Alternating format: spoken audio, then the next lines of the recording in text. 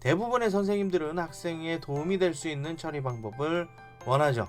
교육활동 침해 사안이 발생하지 않도록 사회 전반적인 노력이 필요한 때입니다. 각자의 위치에서 지원을 해주면 그리 어렵지 않게 교육활동을 하실 수 있을 겁니다.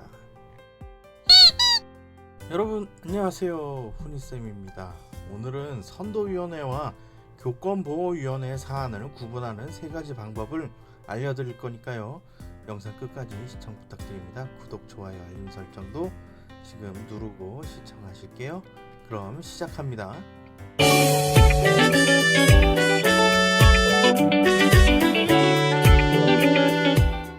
학생들을 생활지도를 하다 보면 구분하기 애매한 경우가 있습니다. 한 학생이 선생님의 지도에 응하지 않을 경우에 어떻게 할까요? 선도위원회로 처리를 할 것인지 교권보호위원회로 진행을 해야 되는지 판단이 잘 안 되기도 하거든요. 교사 지시 불이행의 경우에는 선도위원회로 처리를 하게 되고요.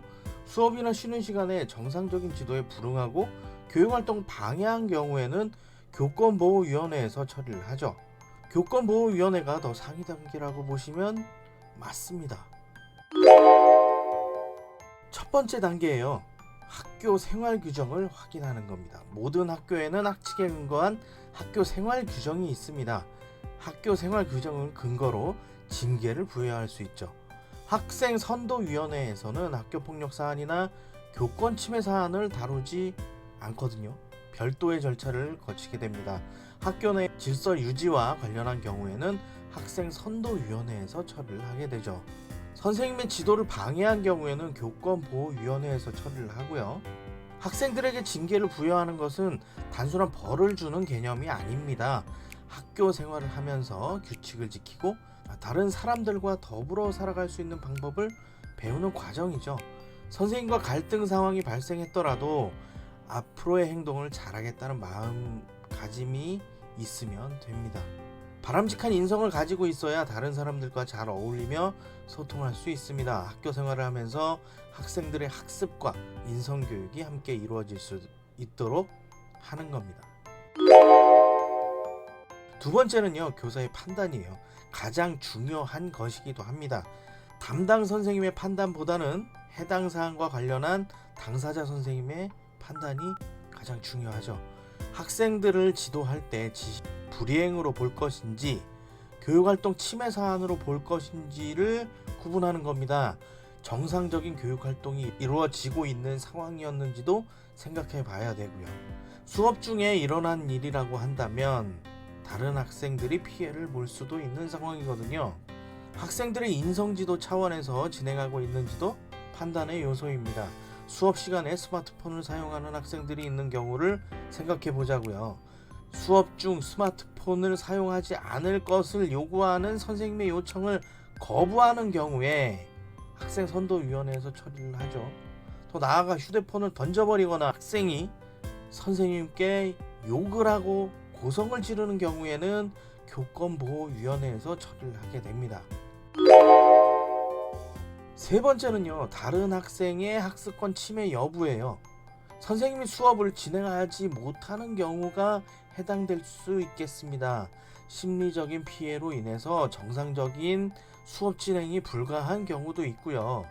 해당 사안이 벌어진 상황이 수업 중인 경우에 이런 일이 발생할 수 있거든요.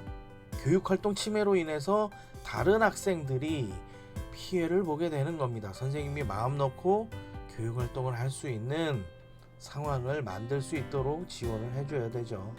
선생님들은 맡은 수업을 진행하기 위해서 최선을 다하고 있습니다. 생활지도를 할 수 있는 환경도 만들어 주어야 하고요. 학생들을 바람직한 방향으로 이끌어 갈 수 있도록 지원을 해줘야 됩니다. 사회는 바른 인성이 형성된 학생들을 요구하고 있거든요. 서로 소통하고 협력하면서 공동체 의식을 배워야 합니다. 공동체 감각으로 다른 사람을 배려할 수 있도록 하는 거죠.